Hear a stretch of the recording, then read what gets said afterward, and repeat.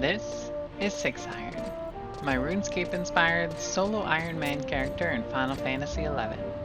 What that means is no partying or trading with other players, and no use of the auction house or player bazaars. Last episode, Sixiron took a break from the story to break her limits and get stronger. She's now level 96 and ready to meet back up with Prish and Tenzin in Port Juno, where Prish resolves to help stop the bleak future Iroha warned us about and charges a Raisenjima orb. In Upper Juno, we were looking for Iroha when the masked man knocked me out and tried to absorb something from me.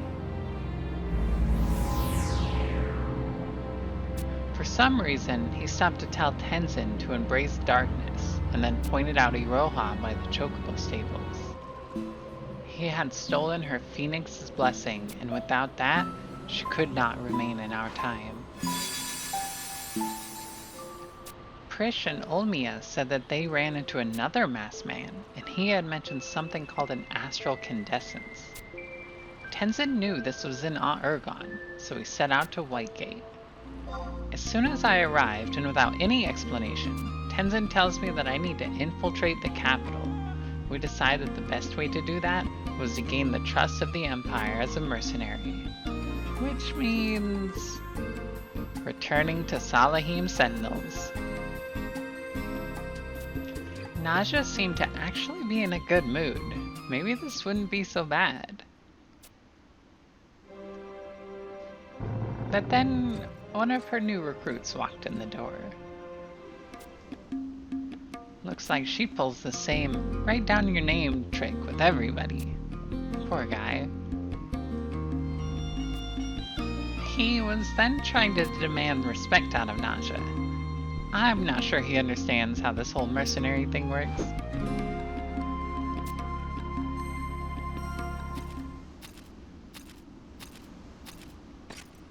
He left in a hurry, and unfortunately for me, it was now my job to bring him back.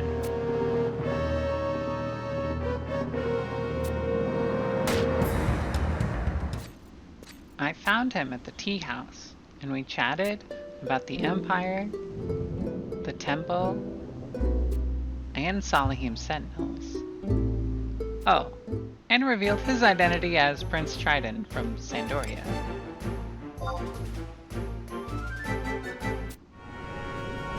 With his cover blown, he decided to give me a letter to deliver to Halvar. However, Halvar was not able to read Triton's awful handwriting. So the prince's brother, Piege, read it out loud. The letter described the astral condescence, what it does, and the constant war over it, with beastmen and undead hordes often invading the Al-Zabin capital just to get their hands on it. Piege called an emergency meeting of the 4 mainland nations to keep tabs on Urghan and learn more about their plans and the astral condescence itself. Of course, Sixiron's role in this was to infiltrate the Empire by gaining their trust as a mercenary.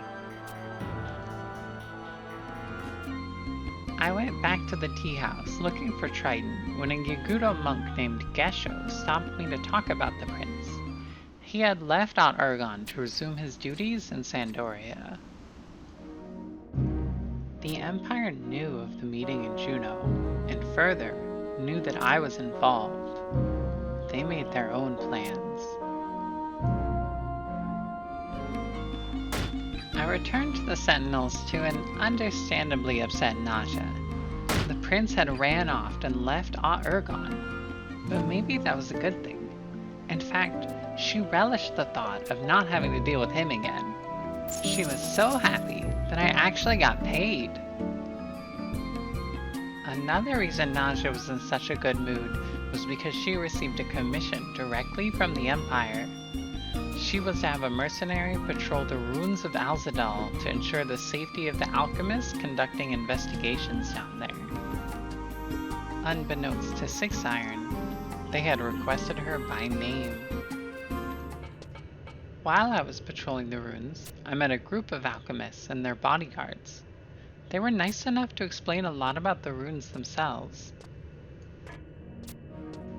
After one of the alchemists left, the other told me about how the Empire was searching for the missing astral condescences. They had reason to believe that there were 4 others like the one kept in Al-Zabi and needed my help finding them. After I accepted, he gave me an astral compass that would react to the astral wind of the other condescences if I could get close to them. And of course, I'm to keep quiet about the whole thing. I returned to a very unhappy president. Apparently, I had not followed policy by reporting back to Naja on every step of my mission. And it was going to cost me. Meanwhile, in the palace, the Empress had decided to investigate some rumors involving a mysterious ghost ship that had been spotted in the Cyan Deep. The Imperial Puppet Master was assigned to solve the mystery. She would hire a mercenary to escort her. She ventured to Salahim's sentinels to speak with Naja, and I just happened to be there. If I did well on this mission, I could be rich.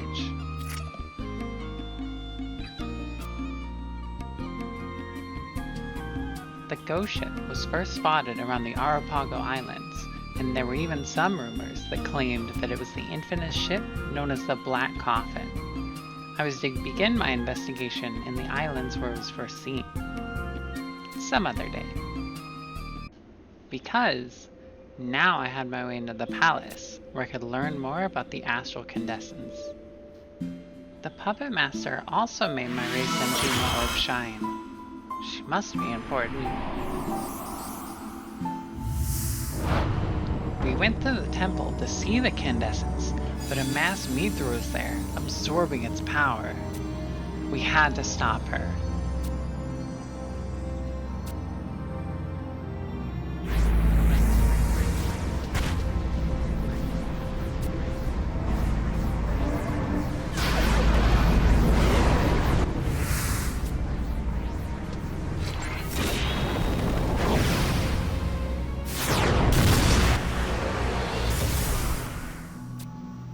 While questioning her, Tenzin noticed that she had the Phoenix's blessing and removed it with his sword, which already contained the Avatar's spirit.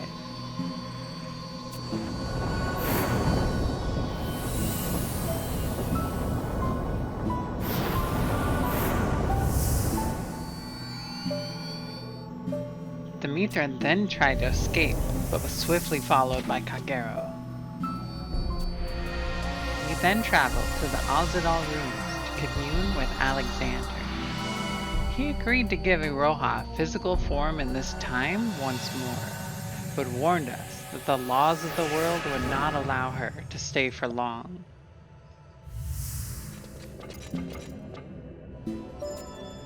Alexander then told us that there was a small chance for us to save her if we could convince the Avatar born of Altana's tears, Kate Sith, to accept her in this time.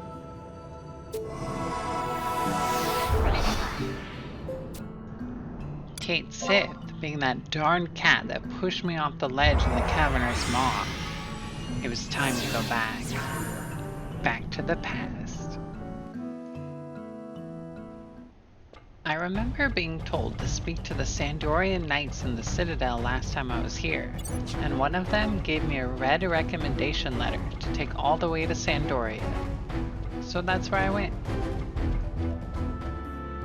When I arrived, I enlisted as a Knight of the Iron Rams, a contingent of adventurers to help bolster Sandoria's military force. My first mission was to go out to East Ronvar and find some leads about a mysterious flying boat that had crashed in the area. What I found was a piece of shattered lumber, an oxidized plate, and a charred propeller. These apparently belonged to the Duchy of Juno, and there was a bit of miscommunication about whether or not Sandoria should return them. Thankfully, one of the higher-ranking knights stepped in and cleared things up. Juno would have their airship parts back. After that mission, I happened upon a captured orc that was able to speak the common language fluently. He told me that he was actually an elven knight that had been cursed to look like an orc, and that he wanted to see his family one final time. He had the keys to his cell, but wasn't able to open it due to his large forearms. Falling for his story, I opened the cage and set him free. Returning to the scene of the crime later, I witnessed a boy arguing with his father. Apparently, he was the leader of the Young Griffins, a band of youths that wanted to help with the war. I went to go see what they were up to. They don't normally allow adults into their territory, but with convenient timing, they kept being interrupted when telling me off. Their captain, Exenmile, arrived and started the meeting. It turns out that there is one adult that they allow in their territory, a royal squire, Altenia. I confided in her what happened with the escaped orc. Luckily, she believed me. She still had a lot of questions, but would keep quiet about my involvement. In return, she asked me to watch over the young griffins. The objections were unanimous, but the captain eventually devised a task for me to complete for them. I would deliver 7 brooches to some of the more respected knights, and then I would be allowed at the next meeting. In the time between the meetings, the Griffins had learned that the Bloodwing Horde was occupying Vana'diel Downs, and that the adults were planning an assault on the orcs' position. However, the adults' plans kept getting delayed by repeated assassinations of those in charge.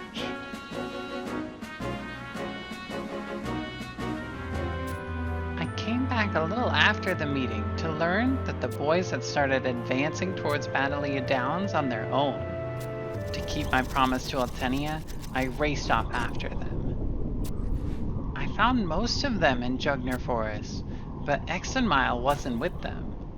We had to find him.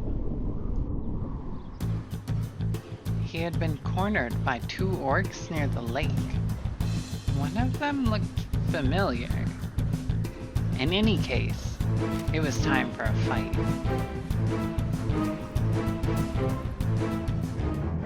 I took down the stronger looking orc, and the other then spurted something about getting revenge on Exenmile before hightailing it out of there. But what's important is that the young griffins were safe, even if their pride was a little hurt.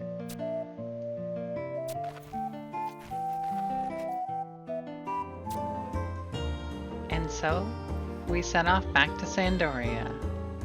Another day, another Young Griffins Council meeting.